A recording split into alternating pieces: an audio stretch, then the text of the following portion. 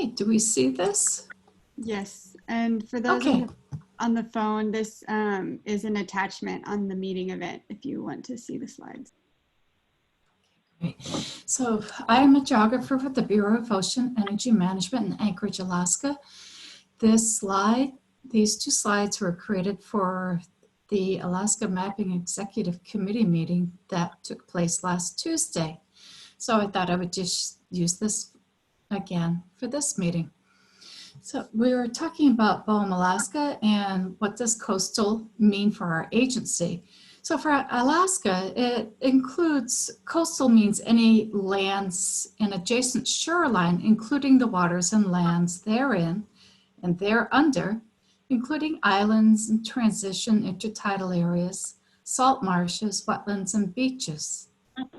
The data types and requirements that BOEM uses for our mapping and analysis includes bathymetry, imagery, and that includes satellite, aerial, LiDAR, and of course, GIS, KML, and KMZ. We have a variety of uses for the data, and we are using it for the resource economics section of Bureau of BOEM AK. They are providing management of offshore critical minerals in the US, OCS, EEZ, and potentially the territories and possessions. And that's very exciting. They're doing some studies looking for critical minerals in these areas. And these studies are very state-of-the-art. We are always looking for more ESI and MESA data, habitat, benthic. We do a lot of data, gathering of data for sea ice monitoring, ocean current modeling, sea level changes, of course, hazards, and oil spill modeling, marine mammal habitat and studies. This one got a little full. So we're using the data. Let me see if I can get down here.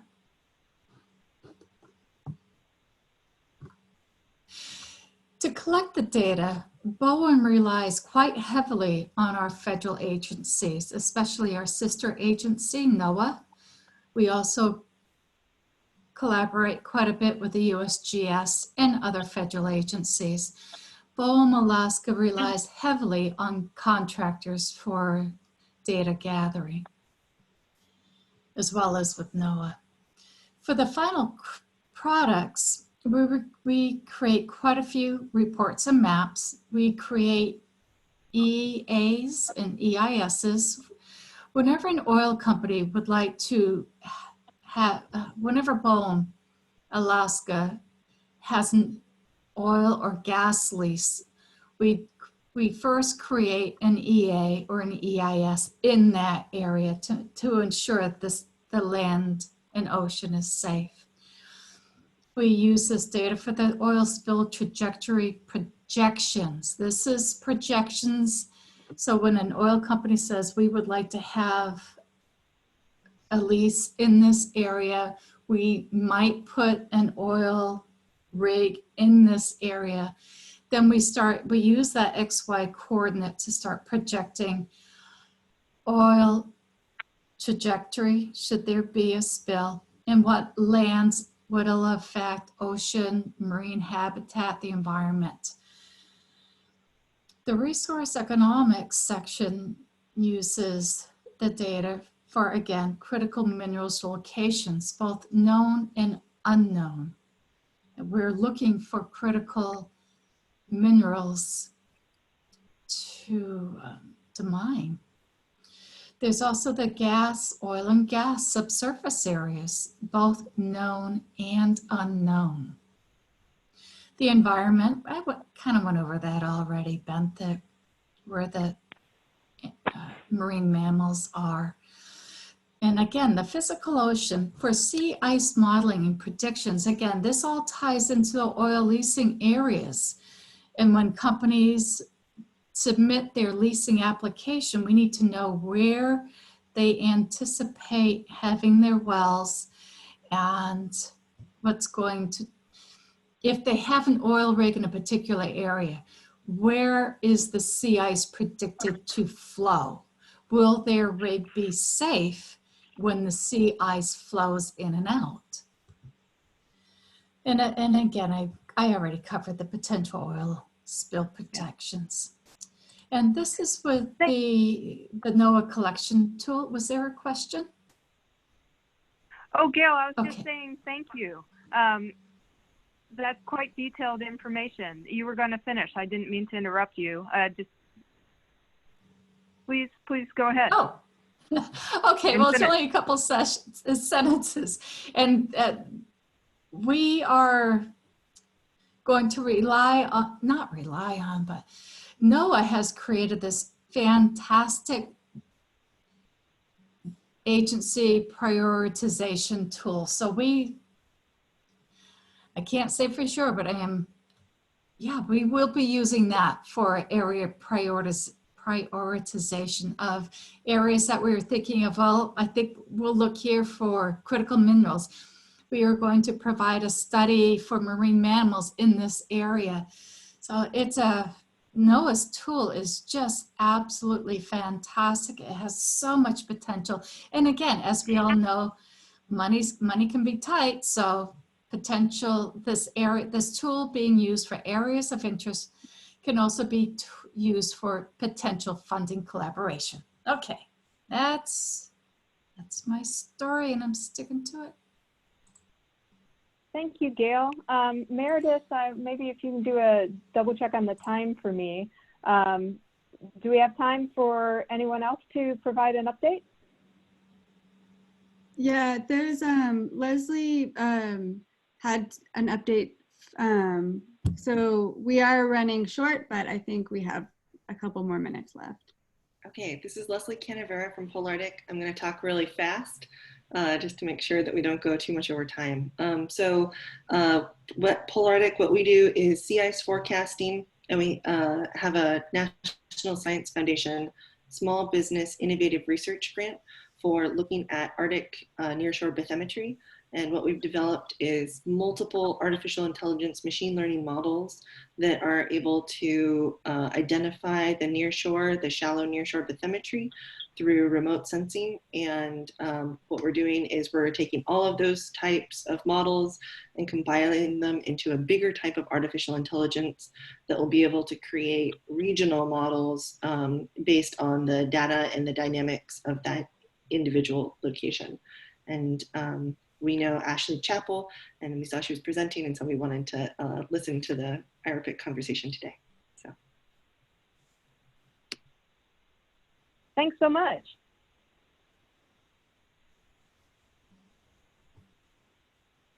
And Amy, there was a question in the chat from Julie Brigham-Grady. Does BOEM deal with managed retreat for threatened villages?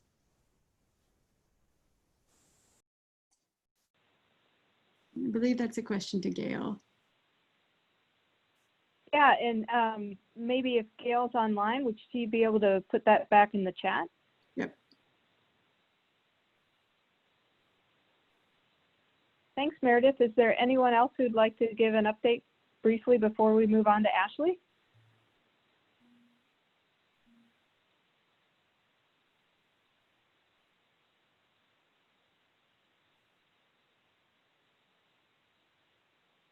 Meredith and John, are you seeing anyone? I need you to be my eyes today.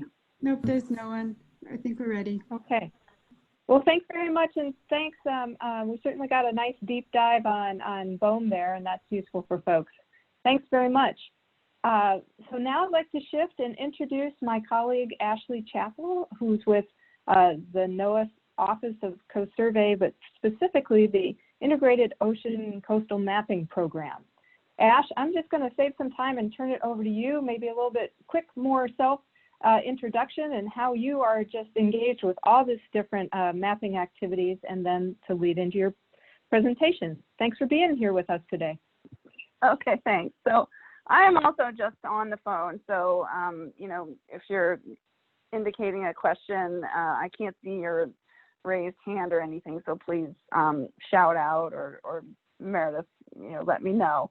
I am NOAA's Integrated Ocean and Coastal Mapping Coordinator. I have that essentially that same role as part of the interagency working group on ocean and coastal mapping, where really we're all just working together to try to be smarter, more efficient, eliminate any redundancies in coastal and ocean mapping, because we all know it costs a lot and we want to maximize our opportunities. Gail gave you a great heads up on some of the things that we're doing in our group, and if there's time, I could go into that a little bit more, but let's talk first about the Alaska Coastal Mapping Strategy, which hopefully you saw, and when it came out in June, along with the National Ocean Mapping, Exploration, and Characterization Strategy. So those are the things I'm primed to talk about. I'm happy to talk about other things, but I thought I'd run through these, share with you, some areas that you can be involved in as we develop the implementation plans that go with these strategies, and then answer any questions. So, Amy, does that sound like a good approach? I think that's a great start, and we can roll with that. Okay, great. So hopefully you're looking at my slides. Is there a globe thing? There you are? Yes, they're there. Okay. All right, so if you could go to slide 2, let me just introduce the Alaska Coastal Mapping Strategy itself.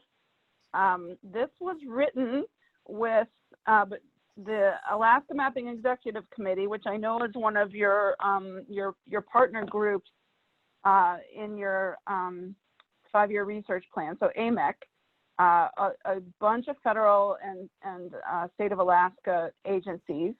And so the strategy was coordinated through AMEC, including the state of Alaska and NOAA. And the goals that we landed on for this overall strategy were to build on existing partnerships. There are obviously great partnerships there already, but build on those to acquire even more data, expand those collections to get to those priority products that stakeholders require, which isn't just one thing, but it's multiple things. Certainly leveraging innovation, which is something that I think trends right along with IARPIC thinking as well in your research plan. And then, of course, trying to expand engagement, not only just for awareness, but for participation in the implementation of acquiring more coastal mapping data for Alaska. After I talk about the Alaska strategy, I'll spend just a little bit of time on the ocean strategy, because of course there is not a discrete fine line where one starts and the other ends. So I'll touch on both quickly. So if we could jump to slide 3, just the objectives in goal 1 are all about getting organized, refining stakeholder mapping priorities, cost and data standards. This image on this slide is actually from a prioritization exercise, as Gail was describing. This is what was done just for Alaska, and maybe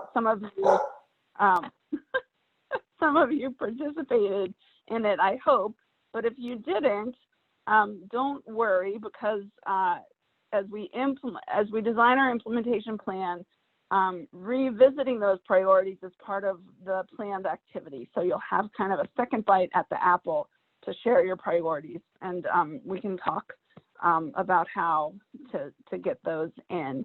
Resourcing the plan is something we have to think about, and of course aligning with existing AMEC mapping themes. We're not creating this from whole cloth. We're building on things that already exist, and we're doing this.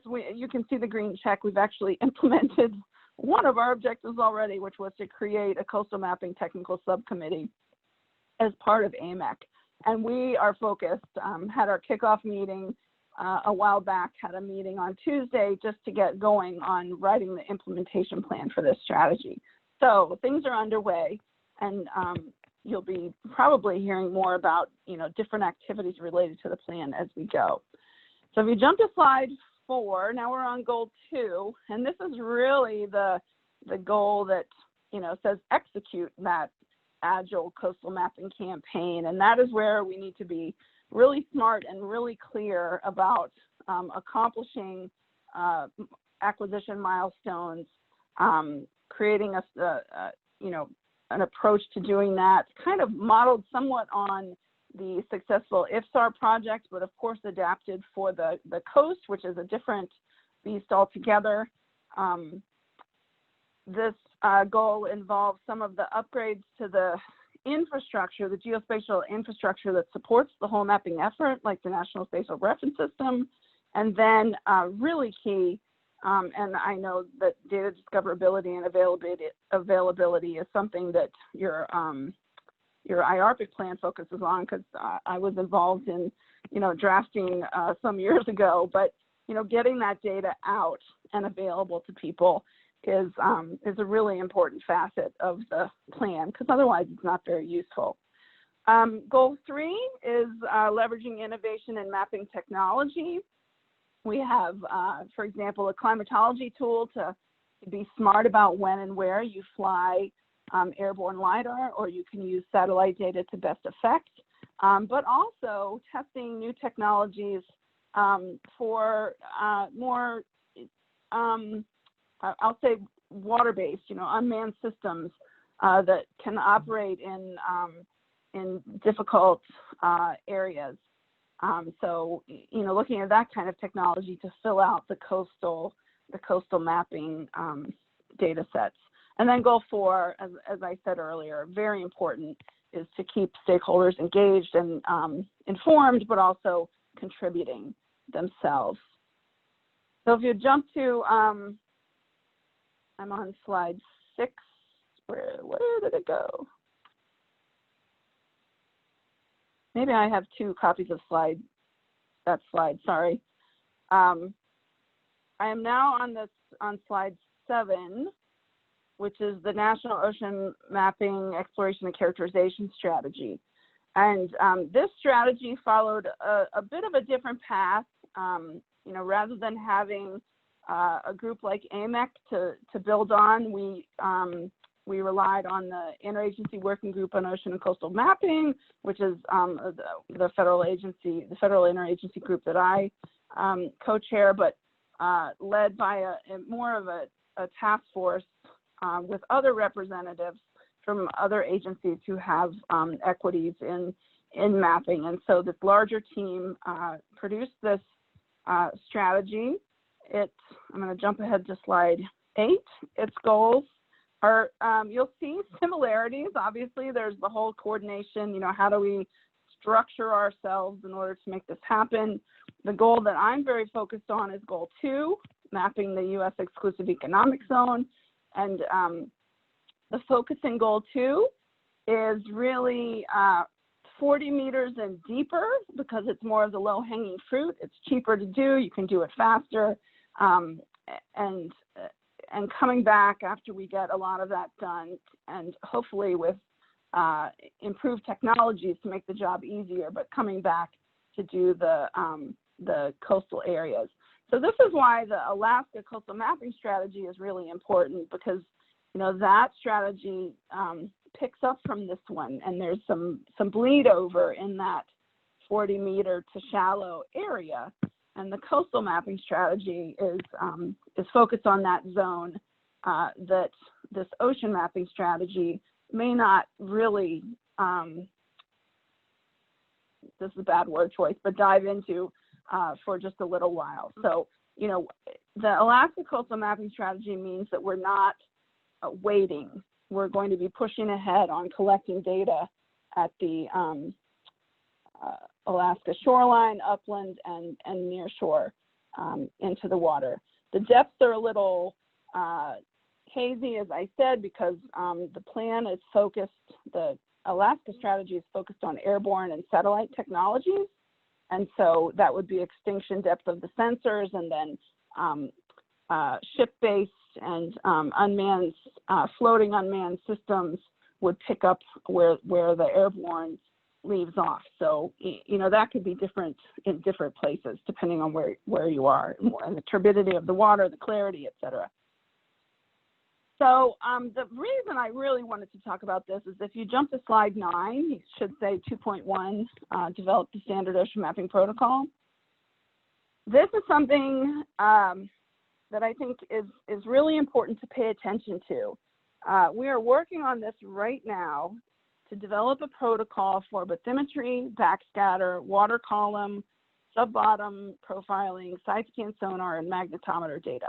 So, writing down the chosen standards for doing this work and our best practices to come to agreement on a protocol that we should all be using. Our recommendation would be, when we're done with it, that we all use it to acquire mapping data so that we're working in the same way. And that expectation is not going to be just of federal agencies, but really anyone that can come on board with us to follow the protocol and to do as much as possible.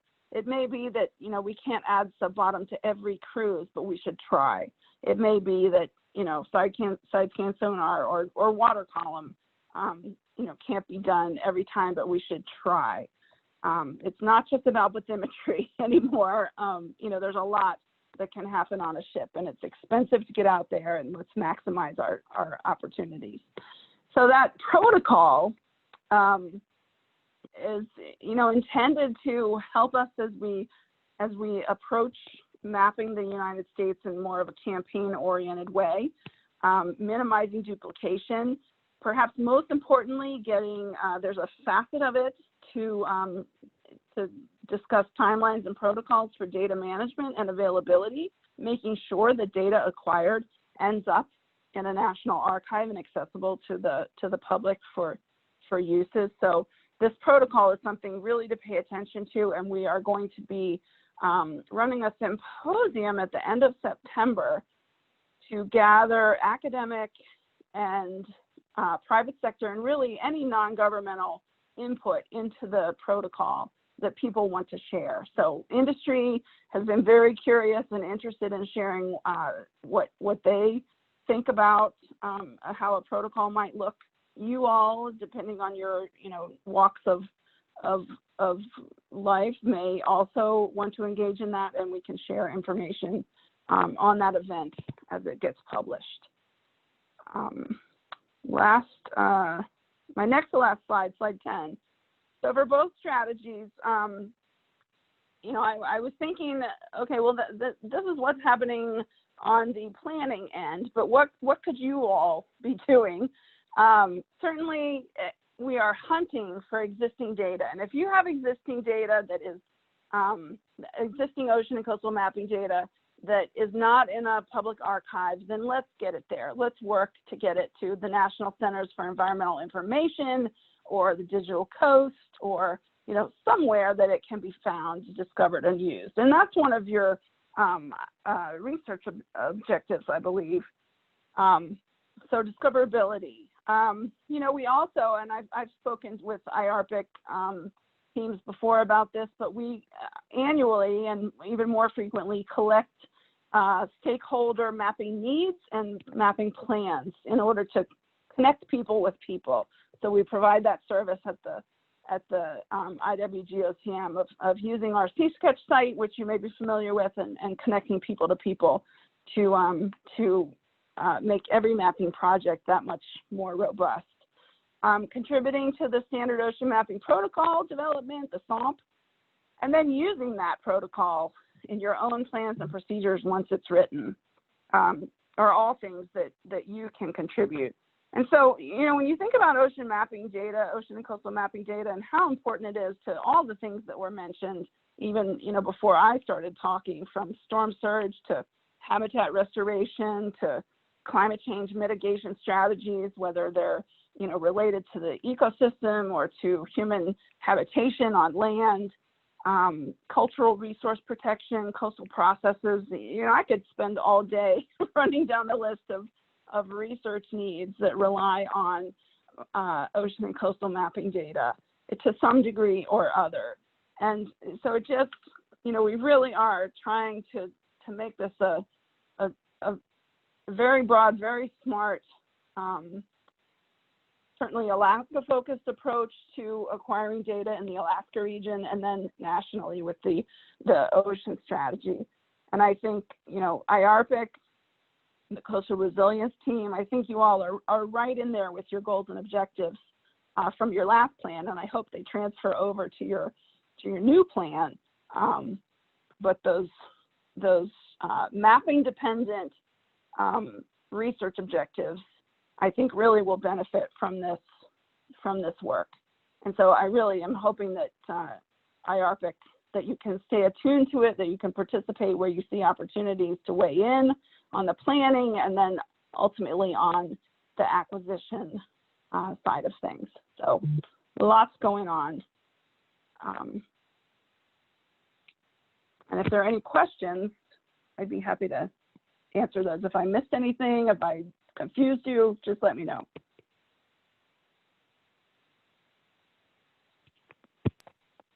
So Amy and Ashley, there are some questions in the chat already, but I will open it up to a question from the phone, and then I'll jump into the chat questions. Okay. Or if not, I will. I have a question. Go ahead.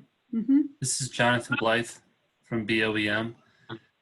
I was interested to hear about data protocols, and was wondering if you have something you could share with the data team, and perhaps we could rehash that next month when we're going to cover some of the same performance elements.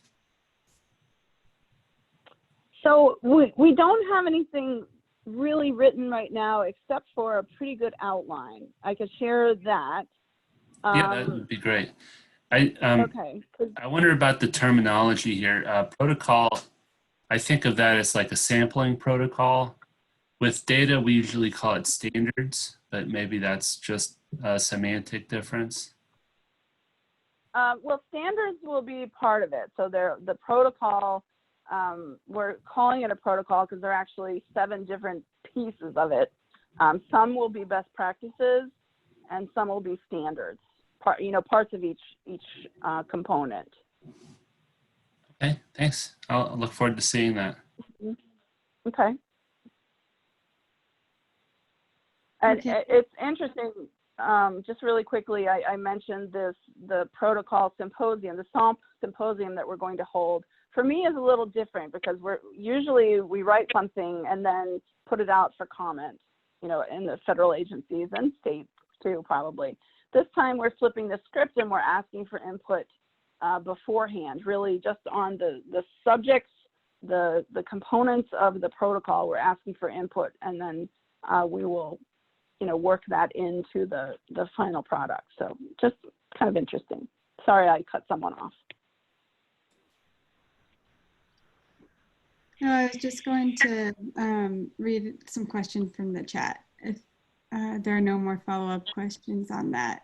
I do have a data-related question. I just get out of the way before we move on. So I'm trying to think. This is Mike Brady. I'm a co-lead of the ARCUS data team along with Jonathan Blythe. I'm wondering, I'm very curious about the outreach you're doing to get user input. I know it's very difficult to do. It takes a lot of effort, especially to do it well. I'm trying to think some low-hanging fruit, some things that make sense for the data team to potentially support what you're doing with that outreach. So Jonathan and I are taking a fresh look at the IARPC data team website. And one thought we had was to start including kind of interesting data sets that people may be interested in.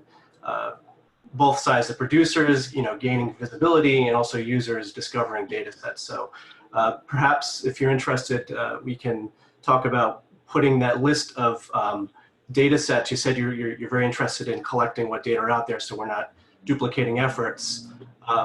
First, does that exist? Is there a draft form of that list? Second, would it be helpful to make that visible on the IARPC website? And of course, other platforms as well.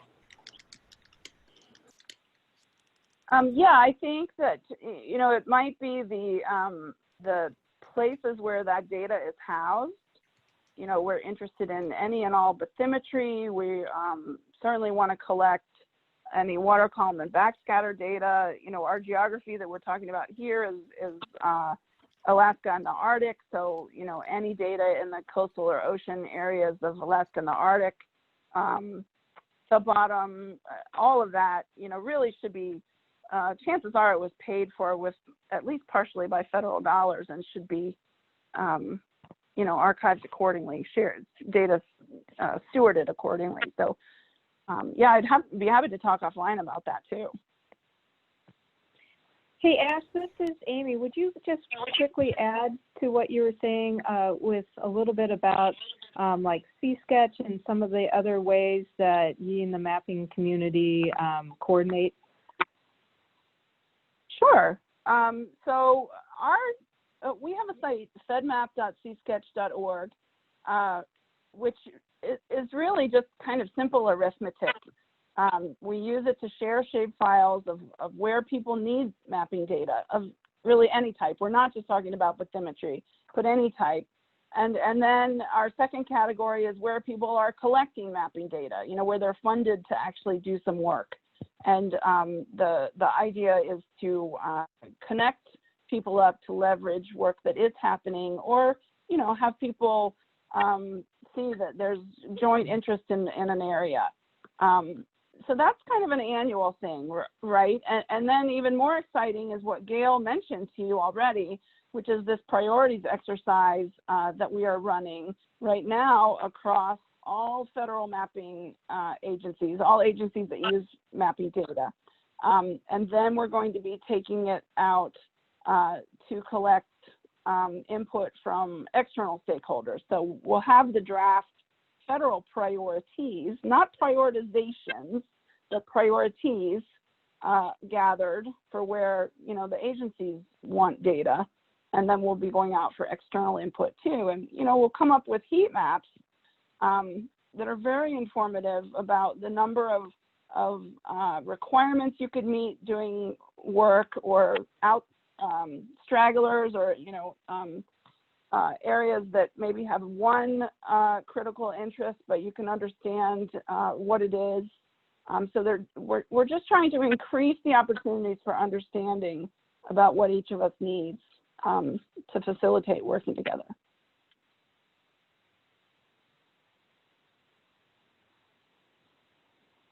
Thanks, Ash. Meredith, are there questions from the chat you wanted to put in at this time? Yep.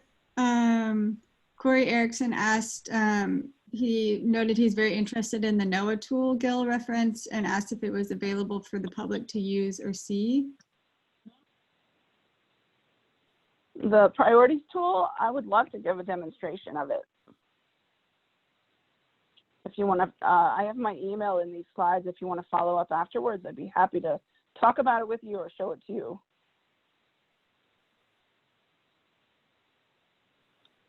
Corey, do you have any follow-up for that? You can unmute yourself if you do. And I'll put Ashley's email in the chat here. The next question was from Vladimir Alexiev. Shallow shelves are very important for accurate prediction of storm surges and inundation. How is NOAA going to pursue that?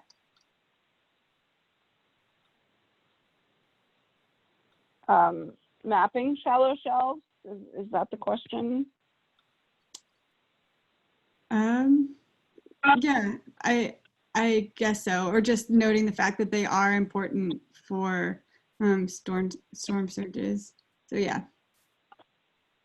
So you know, depending with the Alaska Coastal Mapping Strategy, like I said, which is more airborne focused, you know, whatever we can pick up there, we would do.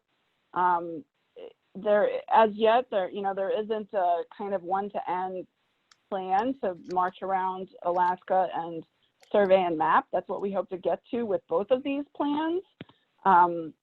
For right now, we don't have a discrete plan to, you know, to map the shallow shelf areas specifically, other, you know, apart from work that's already planned for other purposes, perhaps navigation,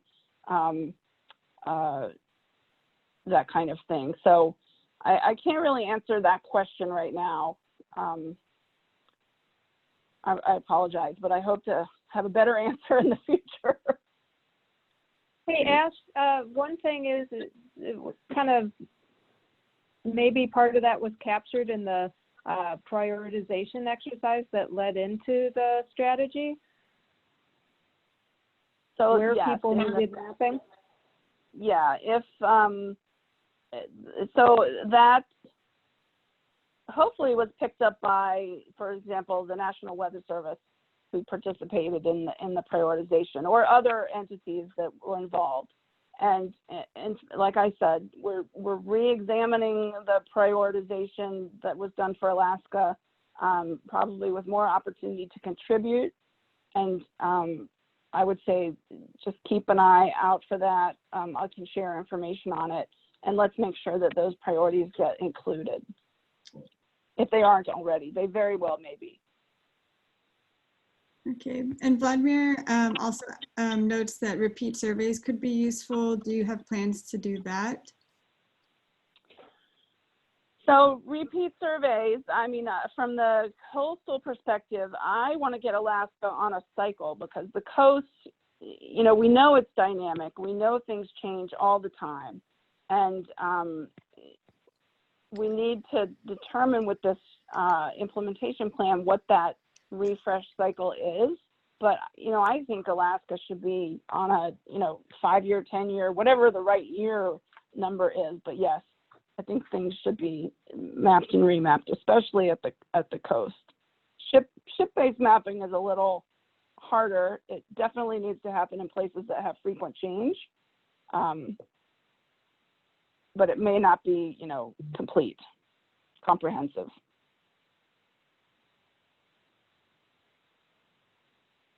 Thanks. And we have one more question in the chat. Well, maybe more than one.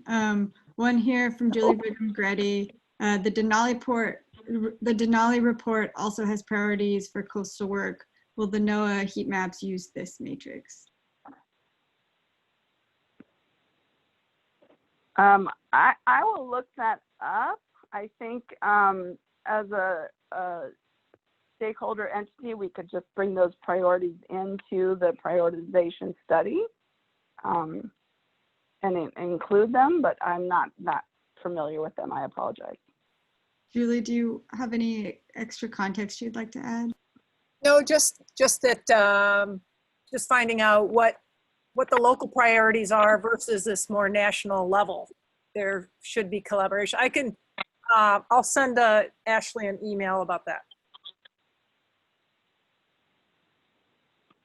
Okay, thanks. I mean, I will say that the prioritization exercise is just, we're focused on region. So Alaska is its own region.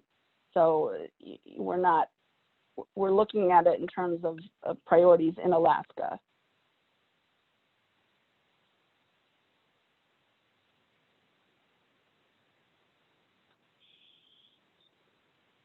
Any other questions? I don't want to take up all your time. There's one more here in the chat, and then we can open it up for those on who want to ask a question verbally as well. This question comes from Jay Drexler. Will the NOAA coastal mapping effort differentiate salt marshes from sea grasses?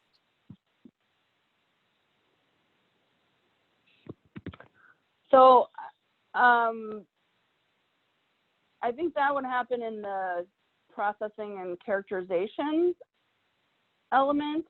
And I know those are things that we want to distinguish. I guess I haven't thought that far down the road, but when it comes to characterization, yes, you would want to distinguish those things.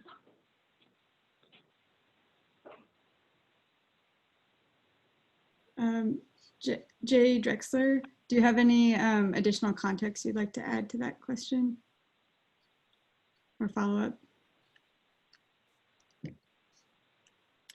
Well, let me just add that we are going to be encouraging and advocating the use of the CMEX, Coastal Marine Ecological Classification System, for any data that's collected, if that's useful.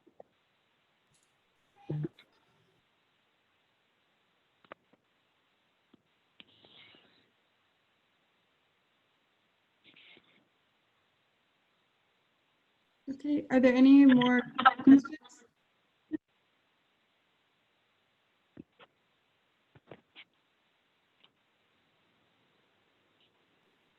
or thoughts? Just points of discussion. Hi, Meredith. This is Corey Erickson with USC Science again. Hi, Corey. I just have a, this question might be naive because I don't have much history using or producing any NOAA maps, but do you guys incorporate any like cultural use areas, subsistence use areas, or any of that kind of, that side of things in your mapping tools? And maybe, I'm sorry if I missed it in your presentation. So, I think there's a difference between collecting the data and then processing it and turning it into products that are useful. Certainly, bathymetric data, side-scan sonar helps to identify, archaeological areas of archaeological interest or cultural use. But all of that, the data is fundamental, foundational, and then it can be used for so many more things to do just what you're describing. So, and that's why we'd like to collect it together with as many proponents of it as who need it, and then you can take the data to process and turn it into the products that you need, and somebody else, could take it and do benthic habitat mapping with it. So it's just having it, I think, would really enrich all of us in all of our research and science areas.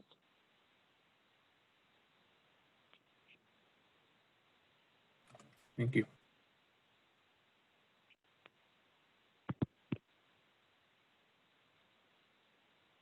I think I've taken up more than my allotted time. I'm so sorry. Actually, Ash, that was great. We had you for your presentation and then Q&A to follow. So thank you very much for that. And I think one of the things you might have also been talking about and what you were just referencing to Corey, I think it's on the goal 2 slide, there's a little graphic down in the lower right-hand column that I think is useful to kind of understand what type of mapping we're talking about right now. And but these are great questions, and I'm so glad Ashley's getting to hear them as the group that's working on the implementation is moving forward. Really appreciate all the questions that folks have added today. Meredith, is there anything else that you see there, or is it time to wrap us up for the day?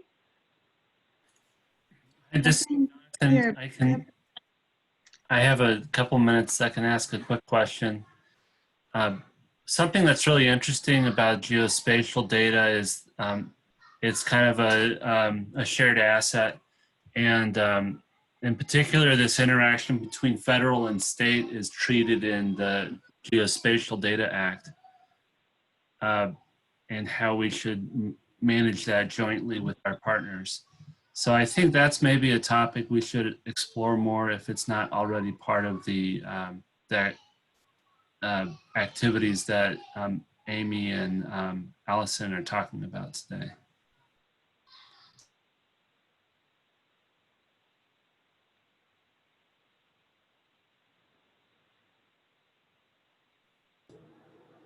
Thanks, Jonathan. Oh, go ahead, Michael. Yeah, just one more, something like to follow up more on, Jonathan touched on it a bit, what protocol means in this context.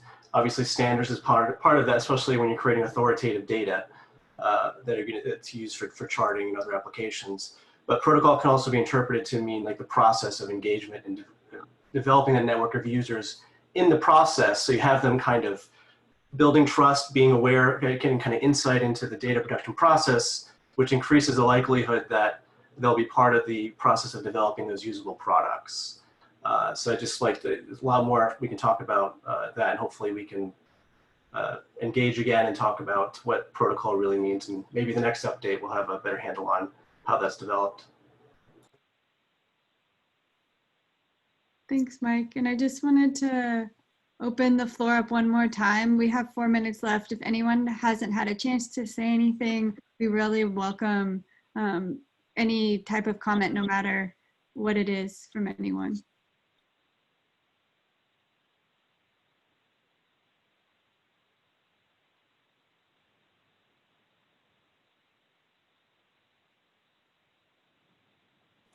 Hey, Meredith, I'll just make one more last follow-up comment. This is Corey Erickson with UIC Science. Just to keep in mind, at least on the Alaska side, that to just keep in mind that, you know, even though you see on a map that something is federal land, a park preserve, you know, a lot of Alaska was locked up into federal land through ANELCA, but a lot of that land is still, you know, very, very important native land that people use extensively. So if you see on a map that it says federal land here, and then right next to it is colored native land, okay, that's the significant area for native land. But just keep in mind that as far as coastal mapping, there's a lot of federal land that's very, very significant to and used a lot by Indigenous folks.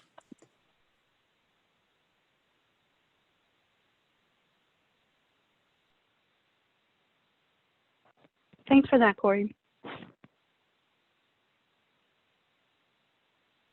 Amy, I'm going to hand it back over to you. Okay, Meredith. Well, hey, thanks again, everyone. We're about at the top of the hour, and I want to thank you all for participating today. And I want to thank Ashley for coming on board. And, you know, this is a group she's not usually interacting with. So thanks for joining our group here today, Ashley, and giving a bit of an overview. There's a lot of depth behind what Ashley presented today. So I encourage everyone, if you have a question, to follow up with her, learn more about the process that's gone underway, what they're trying to do here, which is really trying to make things better than we've done things before. So all of your input would be well received. And just to get us all kind of pulling together on coastal mapping. So with that, Meredith, I'm going to ask if my co-lead John Pierce is still on, if he has anything he'd like to say before we close. No, I just want to thanks everyone for participating and for being here, and we will keep you posted on the next topic of discussion for next month. Thanks.